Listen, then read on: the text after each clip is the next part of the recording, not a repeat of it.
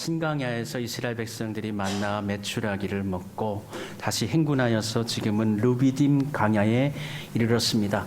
르비딤은 신강야의 한 그 가운데 정도라고 할 수 있고요. 평야 지역입니다. 근데 이 르비딤에 이르렀을 때 다시 문제가 생기는데 물에 대한 문제가 생겼습니다. 물이 부족했죠. 많은 사람들이 강야 가운데서 물을 갈망했고 허덕였습니다. 하나님께서 반석에서 물을 나게 하시고 그들을 살리셨습니다. 이와 같이 그들이 지쳤을 때에 이 강야에 거하는 아말렉 족속이 이스라엘 백성들을 후미에서 쳤고 결국 이스라엘과 아말렉이 전쟁을 치르게 됩니다. 아말렉 족속은 야곱의 형인 에서의 손자 족속입니다. 에서의 아들 엘리바스의 아들 아말렉을 통해서 만들어진 족속이고요. 원래는 에돔 족속으로 같이 있다가 독립하여서 한 그룹을 형성하였고 그들은 요 강야 지역에서 나와서 살았습니다. 바벨론 사람들은 그를 가리켜서 수투라고 불렀고 이집트 사람들은 시티우라고 불렀으며 아마르 문서 그때 근동 지역의 지역명입니다. 아마르 지역 문서에서는 그들을 가리켜서 카바티라고 불렀는데 카바티라는 뜻은 약탈자라는 뜻입니다. 그들은 강야 지역에 거하면서 강야의 상인들이나 또 이동하는 여행자들을 붙잡고 약탈하여서 살아가던 그러한 도둑의 무리였던 것이죠. 하나님께서는 아말렉을 없이 하여서 천하의 기억도 못하게 하라고 말씀하십니다. 이 명령은 대대로 이어져서 이스라엘의 초대 왕인 사울 왕에게 이어지게 되어지는데 사무엘은 아말렉을 쳐서 멸하고 짐승들도 멸하고 그 일족을 모두 멸하라고 했는데 사울 왕은 재물에 이제 약간 좀 눈이 멀은 것 같아요. 그래서 육축들을 다 잡아가지고 끌고 오고 그리고 또 아말렉의 왕인 아각도 포로로 잡아옵니다. 그래서 사울 왕이 팽이가 되어지는 그러한 일이 이 사건을 통해서 일어나게 되어지는데요. 하나님께서 아말렉 족속을 기억되지 않도록 멸하라고 하셨습니다. 그럼 왜 하나님께서는 이 아말렉 족속을 이렇게 미워하시면서 멸하라고 말씀하셨을까요? 오늘 본문 속에서는 하나의 스토리로 진행되어져 있기 때문에 그 이유에 대해서 기록하고 있지 않은데 이제 40년 지나가지고 신명기서에 들어서면 신명기는 40년 지나서 과거의 일을 되돌아보면서 모세가 설교하는 것인데 일종의 자신들이 걸어왔던 길에 대한 그들이 강야 여정에 대한 신앙 고백인가 더불어서 자신들이 살아왔던 경험했던 것에 대한 일들에 대한 신학적인 해석이 들어가 있는 거예요. 그래서 이 사건을 모세가 해석하여서 주는데 신명기 25장에서 그 이유를 이렇게 이야기합니다. 신명기 25장 18절에는 이렇게 쓰여 있습니다. 곧 그들이 너를 길에서 만나 내가 피곤할 때에 내 뒤에 떨어진 약한 자들을 쳤고 하나님을 두려워하지 아니하였느니라. 그러니까 두 가지 이유예요. 하나님께서 이스라엘 백성들로 하여금 아말렉을 진멸하도록 하게 하시는 이유가 첫 번째로는 이스라엘 백성들이 매우 약할 때에 또 뒤에 처진 뭐 200만 명 정도가 가는 무리가 줄지어 가니까 뒤쪽까지 얼마나 길겠어요. 그 뒤쪽 정말 그 노인이라든지 어린아이들이라든지 좀 약한 여성이라든지 이런 분들이 후미에 처져 있는데 그 약한 부분을 노려서 쳐들어 왔다라는 거예요. 그래서 하나님께서 싫어하시는 게 뭐냐? 약한 자들을 학대하고 약한 자들을 이용해서 어떤 이익을 탐하려고 하는 거. 하나님께서 엄청 싫어하시는 거예요. 두 번째 이유는 뭡니까? 하나님을 두려워하지 아니하였다라고 이야기합니다. 하나님을 두려워하지 아니하고 자신을 높이고 자신의 힘과 권력을 의지하여서 이 땅을 삼키려고 하는 자들 하나님께서 싫어하십니다. 이 두 가지 이유로 하나님께서는 아말렉 족속을 다시는 기억하지 못하게 하라 그렇게 말씀하시고 있고요. 오늘 본문 말씀의 제일 마지막 절에서도 대대로 이르러서 이스라엘은 아말렉과 싸우라 그렇게 이야기하고 있거든요. 그러니까 이 아말렉과 싸우라는 것은 무엇입니까? 약한 자를 괴롭히는 자들, 권력과 힘을 가지고 겁박하는 자들, 자신이 최고인 양 하나님을 두려워하지 않으며 살아가는 자들과 계속적인 싸움, 믿음의 성도들은 그들과 싸워야 한다는 것이에요. 이것을 직접적으로 표현한다면은, 신학적으로 해석을 한다면 하나님께서 이렇게 싫어하시는 것, 그것이 뭐냐? 이웃을 미워하는 것이고, 그리고 또 하나님을 미워하는 거예요. 다르게 표현한다면, 반대로 얘기한다면 하나님 사랑과 이웃 사랑을 실천하지 않는 것, 그것을 우리 하나님께서는 매우 싫어하신다라는 것입니다. 우리는 믿음에 대해서, 구원에 대해서 얘기할 때에 하나님 믿으면 구원받습니다, 이렇게 소개하고 이해하고 있고 복음을 또 증거합니다. 그런데 이 표현은 제가 생각할 때 굉장히 뭐라 그럴까요? 극단적인, 뭐라 그럴까요? 조금은 좀 너무 좀 축소시키는, 믿음의 한계를 축소시키는 표현이에요. 그래서 그 믿음이라는 라인에서 구원의 어떤 점수가 있다면, 구원의 점수에서 제일 밑에 있는 커트라인이 바로 거기에요.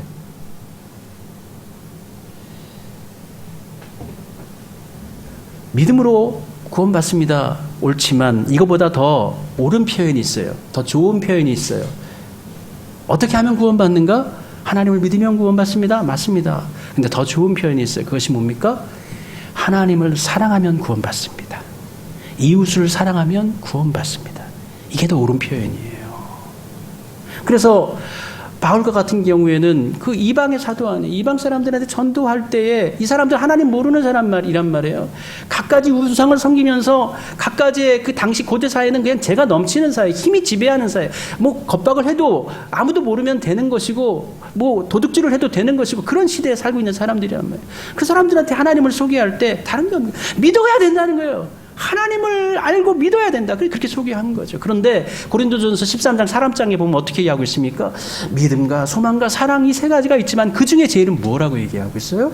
바울이 사랑이라고 얘기하고 있죠. 여러분, 하나님 사랑하면 구원받습니다, 이웃 사랑하면 구원받습니다. 이게 정말 맞는 표현이에요. 이게 맞는 표현이에요. 근데 오늘 아말렉은 하나님을 사랑하지 않고 있죠? 하나님을 두려워하지 않습니다. 그리고 약한 자들 겁박하고 있지 않습니까? 이웃을 미워하고 있는 거예요. 이웃을 사랑하지 않는 거예요. 하나님께서 싫어하시는 거예요. 이러한 자들과 대대로 싸우라고 말씀해주고 있는 것이죠. 그렇다면 이와 반대로 이들은 패망의 길을 걷고, 반대로 승리의 길, 영광의 길, 구원의 길을 걷는 사람들이 있어요. 이스라엘 백성들이죠. 이스라엘 백성들은 반대로 어떻게 했길래 하나님께서 그들을 축복하시는 것일까요? 오늘 본문에 보니까, 오늘 본문은 참 독특한 전쟁의 이야기를 갖고 있는데, 보통 전쟁을 하고 전투를 하고 나면 어떤 전략을 세우거나 누가 대장을 나서 싸우고 힘을 해서 싸우고 그러한 스펙타클한 부분을 더 강조하는데, 오늘 본문은 전쟁의 그런 어떤 실상, 액티브한 부분은 그렇게 강조하고 있지 않아요. 오히려 강조하고 있는 부분이 뭐죠?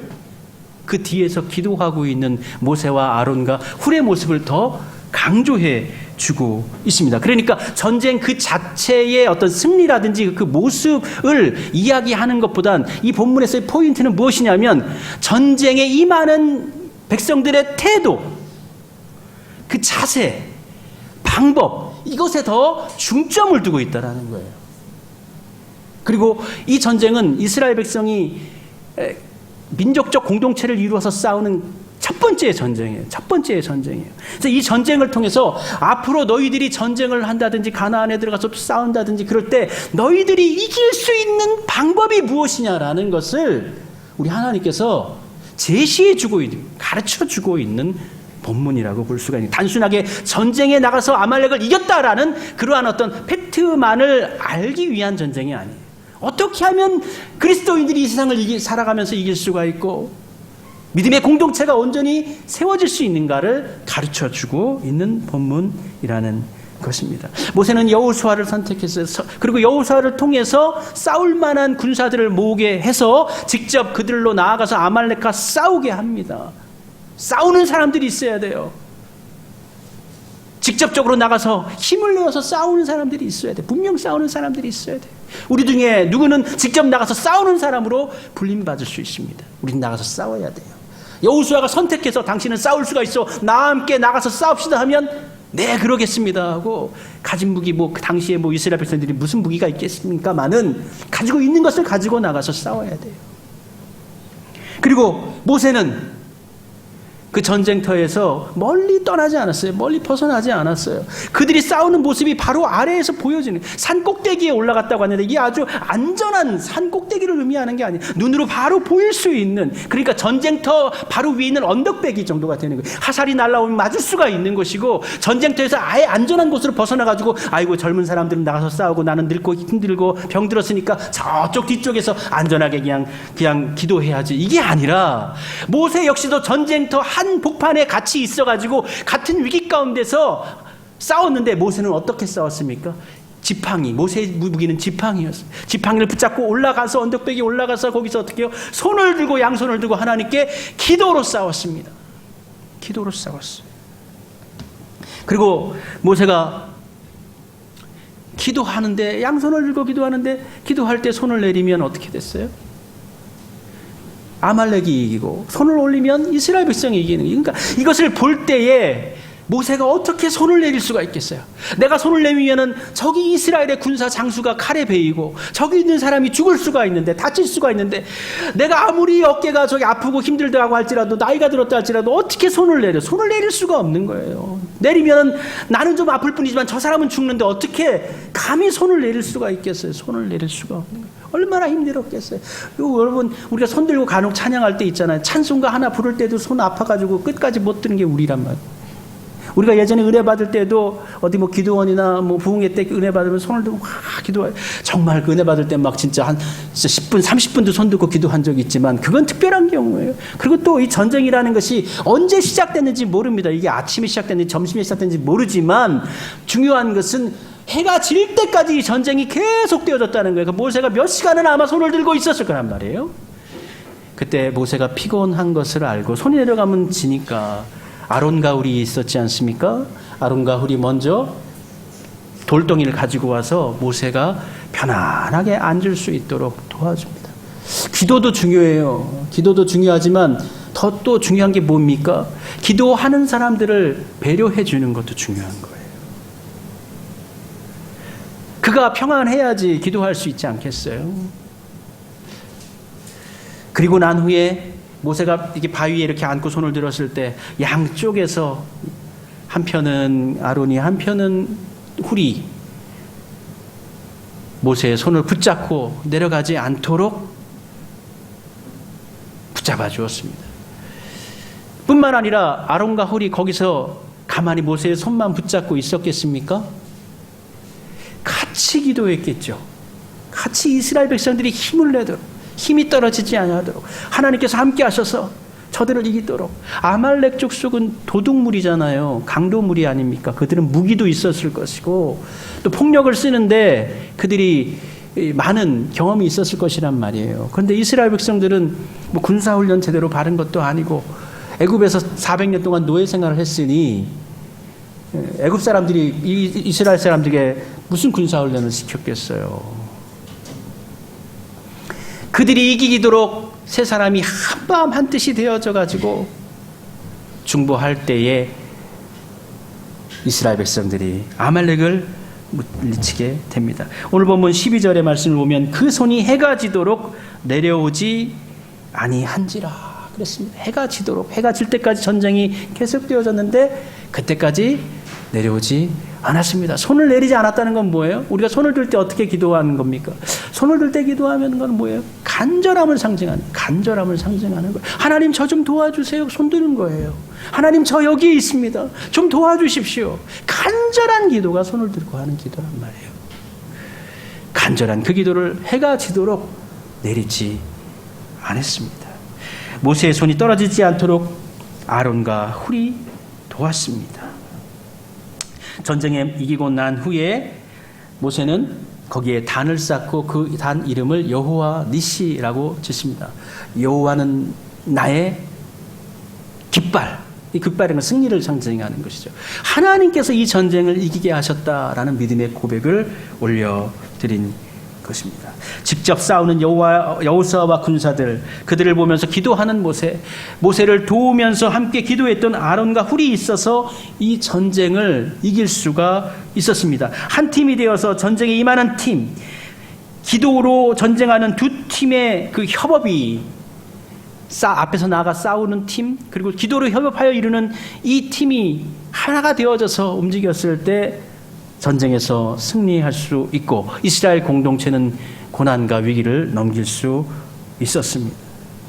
아론과 훌이 누굽니까? 아론은 모세의 형이죠.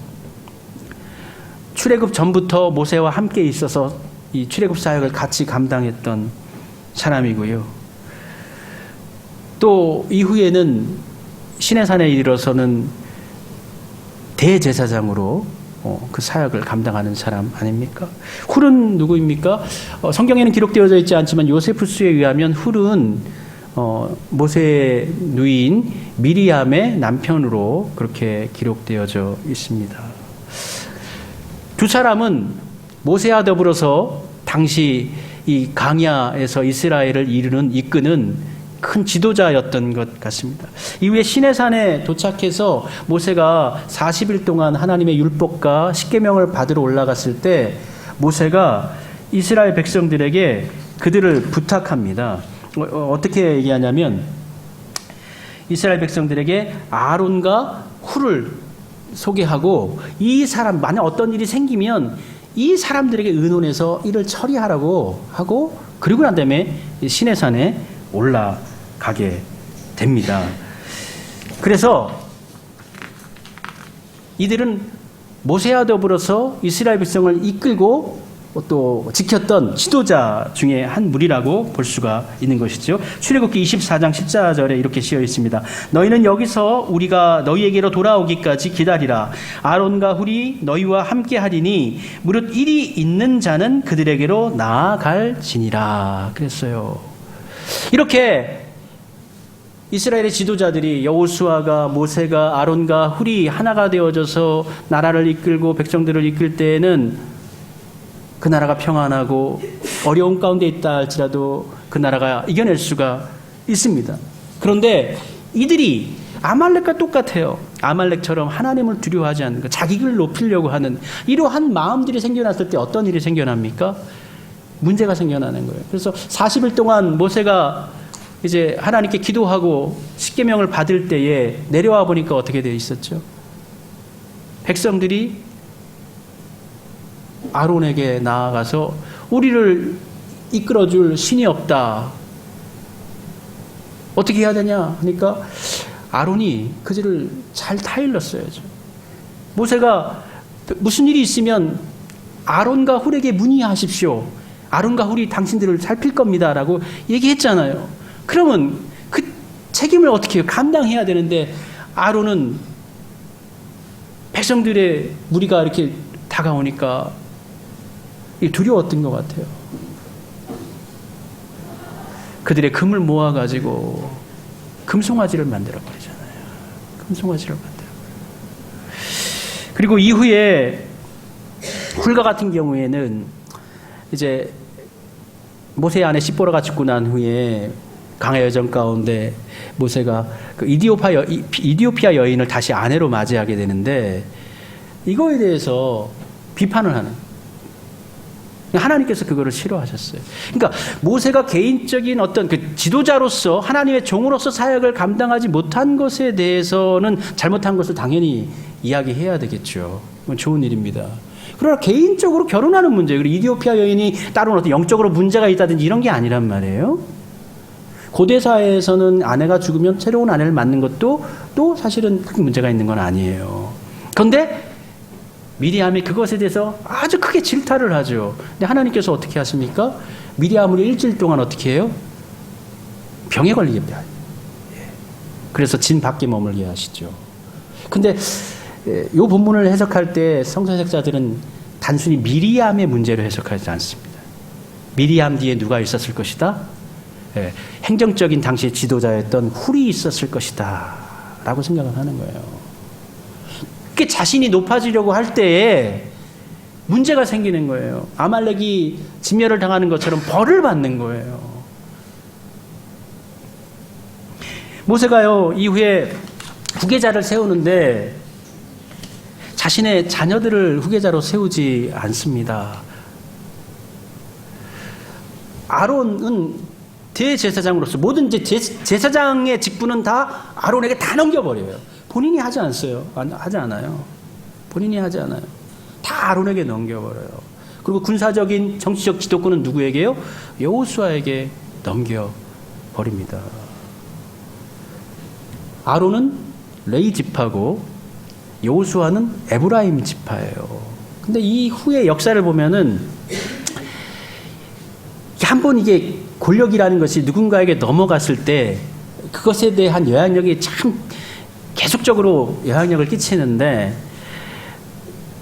이스라엘의 장자에 대한 부분에 있어서 야곱이 마지막 축복을 하고 기도를 할 때에 장자의 명분은 누구에게 있다? 요셉에게 있다라고 얘기해요. 요셉의 아들이 누구예요? 에브라임이에요.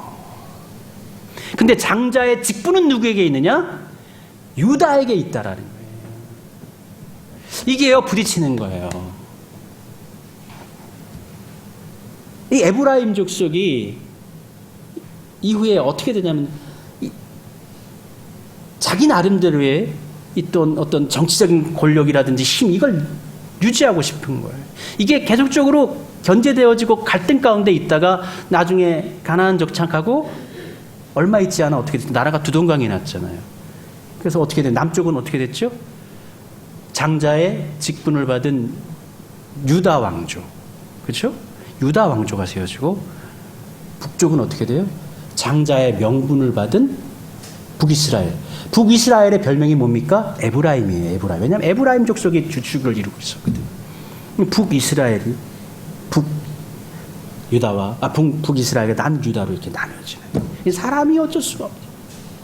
근데 이러한 것을 추구할 때 나라는 어떻게 됩니까? 두 조각 나버리는 거예요. 잘라져 버리는 거예요. 다른 외부 세력으로부터 지켜낼 수가 없는 거예요. 결과적으로 어떻게 됩니까? 북이스라엘도 망하고 남유다도 망합니다. 서로 협력하고 서로를 중보하고 돕고 기도했다면 나라가 망하지 않았겠죠.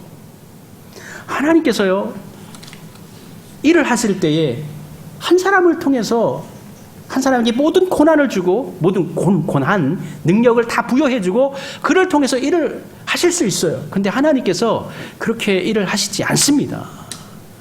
하나님께서는 협력하여서 모든 백성들이 합력하여서 한마음이 되어서 일하는 것을 좋아하세요. 이스라엘 가운데 기름 부음을 받는 분들이 세 분 있어요. 세 직분이 있어요. 어떤 직분입니까? 왕입니다. 왕이 기름을 부음을 받아요. 그리고 또 제사장이 기름을 부음 받습니다. 그리고 세 번째로 선지자가 기름 부음을 받습니다. 왕이 제사장의 역할을 침범할 수가 없습니다. 제사장이 영적인 능력과 더불어서 종교적인 능력과 더불어서 왕의 고난을 침범할 수가 없어요. 서로지간 뭐하라는 거예요? 선지자는 선지자의 자리에서, 제사장은 제사장의 자리에서, 왕은 왕의 자리에서 서로 협력하여서 나라를 이끌어가라는 거예요. 그게 하나님의 뜻이에요. 권력이 독점화되는 걸 하나님께서 원하시지 않고 그 어떤 권력이 독점한다는 그런 개념보다는 성도들이 서로 섬기고 서로 사랑하고 서로를 품고 그렇게 하나가 되어져서 이끌어가는 방식이 하나님의 방식이라는 거예요. 그렇게 할 때에 그 나라가 튼튼하게 세워지고 그 나라가 하나님의 나라로 나아갈 수 있게 된다라는 것입니다.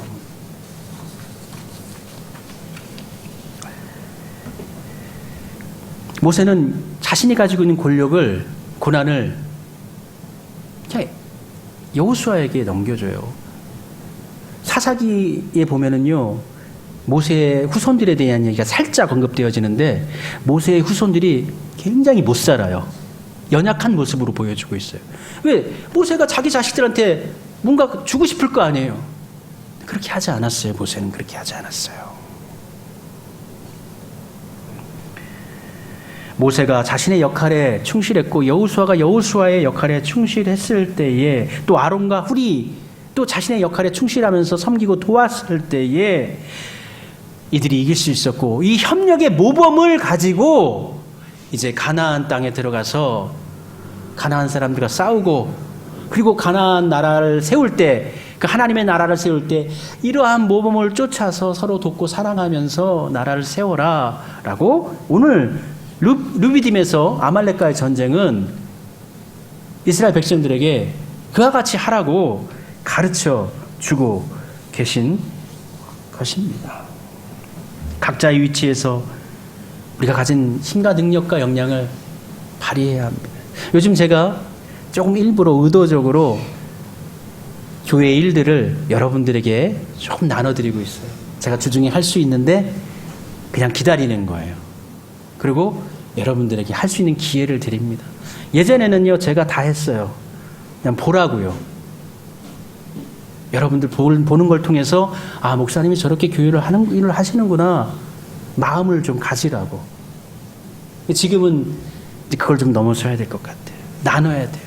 교회가 작고 일도 많지 않지만 그 일을 분업해야 돼요. 나눠야 돼요. 지금 참 잘해주고 있어요.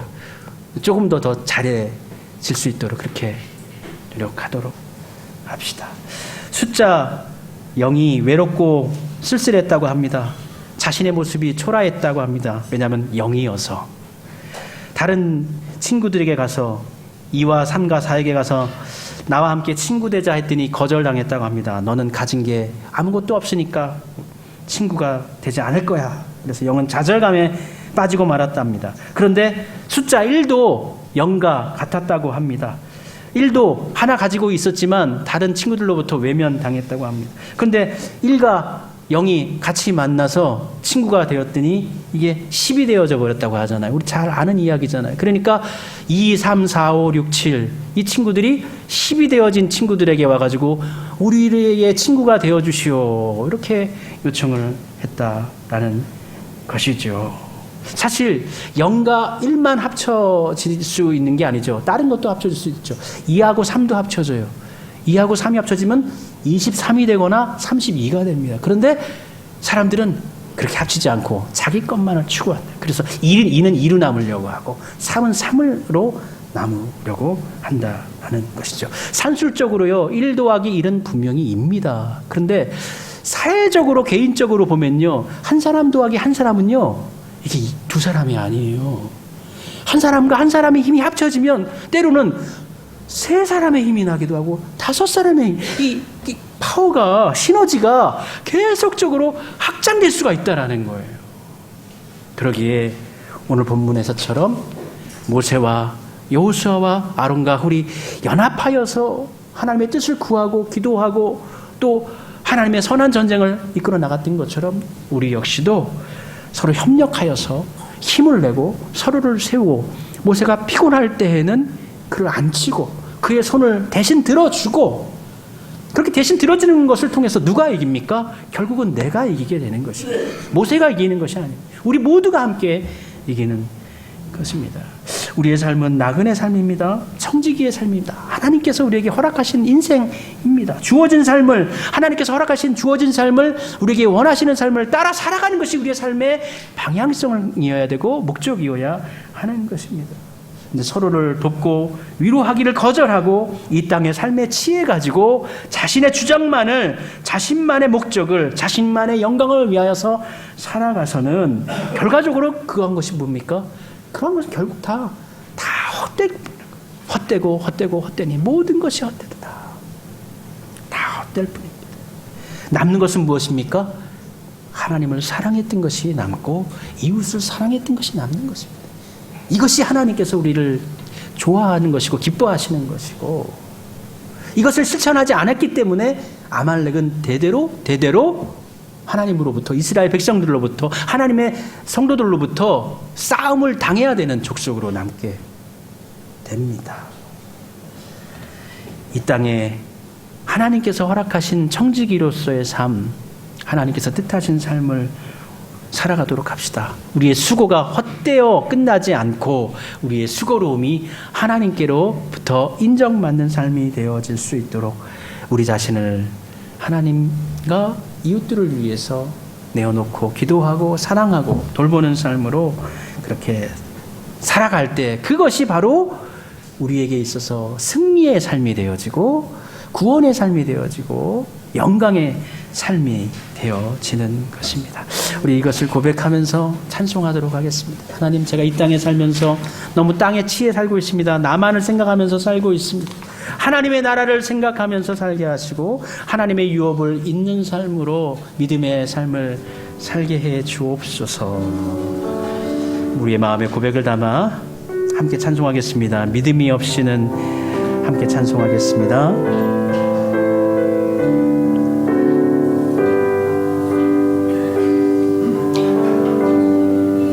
제 마음이 너무 둔해서 주님을 볼 수 없습니다.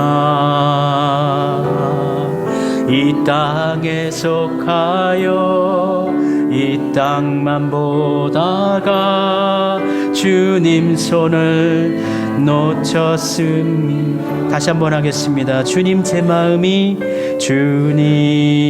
제 마음이 너무 둔해서 주님을 볼 수 없습니다. 이 땅에 속하여 이 땅만 보다가 주님 손을 놓쳤습니다. 나는 나그네로 왔는데 왜 주저앉게 되었나.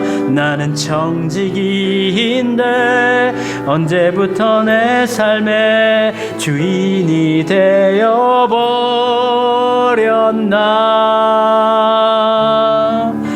믿음이 없이는 기쁘시게 못하나니 고된 수고도 다 헛되뿐이라. 믿음이 없어서 무너진 삶의 모든 자리에 다시 주님을 기다립니다. 믿음이 없이는 기쁘시게 못하나니 고된 수고도 다 헛될 뿐이라. 믿음이 없어서 무너진 삶의 모든 자리에 다시 주님을 믿음이 없이는 기쁘시게 못하나니 고된 수고도 다 헛될 뿐이라. 믿음이 없어서 무너진 삶의 모든 자리에 다시 주님을 아멘. 우리 믿음 대신에 사랑을 넣어서 사랑이 없이는 기쁘시게 못하나니 고된 수고도 다 헛될 뿐. 사랑이 없어서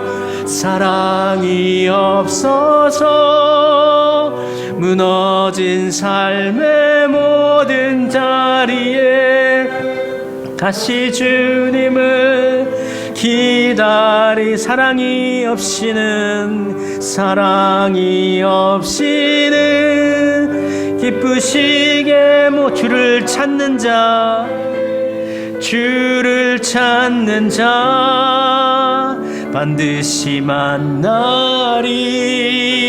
사랑이 없어서 무너진 삶의 모든 자리에 다시 주님을 기다립니다.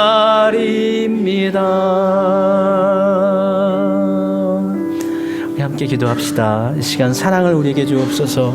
충만한 사랑을 우리에게 허락해 주옵소서. 이웃을 사랑하고 하나님을 사랑하게 하옵소서. 모든 문제의 근원은 하나님을 사랑하지 않는 것에 기인합니다.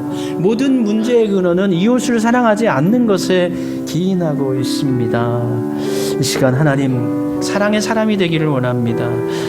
하나님을 두려워하지 않고 약한 자들을 약탈을 입쌌던 아말렉 족속이 하나님으로부터 진멸을 당했던 것처럼 그와 같은 삶이 아니요, 하나님을 두려워하며 하나님을 경외하며 하나님을 사랑하는 삶, 하나님께서 사랑하시는 자들을 위하여 손을 잡아주고 섬겨주고 같이 기도하는 삶으로 하나님께서 원하시는 뜻하시는 청지기의 삶으로 살기를 원하옵나니 하나님 저희들에게 힘 주시옵소서.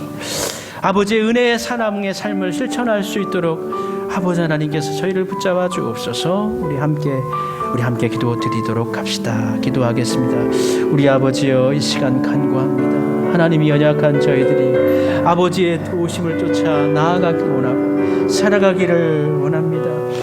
아버지, 사랑이 없어서, 믿음이 없어서, 하나님을 사랑하는 마음이 없어서 우리는 힘들게 살아가고 있습니다. 모든 문제의 근원이 나를 너무나 사랑하기 때문에, 내가 주인공이기 때문에, 내가 중심이 있기 때문에 그곳에 하나님이 계셔야만 하고 우리의 삶을 통해서 하나님의 영광이 드러나는 것이 목적이어야 하는데 그것이 아니기 때문에 나를 가장 가운데 놓고 있고 우선시하고 있고 거기를 중심으로 생각하고 있으니까 우리가 아픕니다. 고통을 당합니다. 힘겹습니다. 살아가는 것이 어렵습니다. 우리 아버지 하나님이여, 우리 자신을 내려놓는 것이 이와 같이 어렵습니다. 주님, 내려놓기를 원합니다. 주의 영으로 충만할 때 정말 우리의 뜻이, 우리의 의지가 가라앉고 우리의 소욕이 감춰질 수 있습니다. 성령님, 우리에게 오셔서 주의 은총을 부으소서. 주의 사랑을 우리에게 부으소서. 사랑의 삶을 살게 하소서. 사랑의 삶을 살아가는 자들 되게 하소서. 하나님으로부터 인정받게 하시고 서로를 격려하고 서로를 돕고 서로를 세우고 서로를 위해 충고하는 그리스도인의 모범을 쫓아 살게 하옵소서. 그와 같이 살아가는 것이 영광이요, 승리요, 진리요, 구원이 임한다는 것을 우리 잊지 않고 이 믿음의 길을 걷게 해 주옵소서. 주님, 연약한 저희들을 붙잡아 주시옵소서. 부족한 저희들, 힘없는 저희들을 붙잡아 주시옵소서. 주님, 이와 같이 사랑의 사람이 되어지기를 원합니다. 하나님 사랑합니다. 하나님 사랑을 가장 우선시하고 가장 먼저 놓고 이 세상 살아가게 하소서. 그와 같이 살아갈 때 세상 근심 사라질 것이고 이 세상 염려도, 우리들의 삶의 문제거리도 사라질 줄로 믿습니다. 하나님을 먼저 사랑하는 것을 기억하며 주어진 우리의 삶을 복되게 살게 하옵소서. 거기에 희망이 있고 구원이 있습니다. 영광이 있습니다. 그 길 걷게 해 주옵소서. 그 길 나아가겠습니다. 저희를 지켜주십시오. 예수님 이름으로 기도드립니다. 아멘.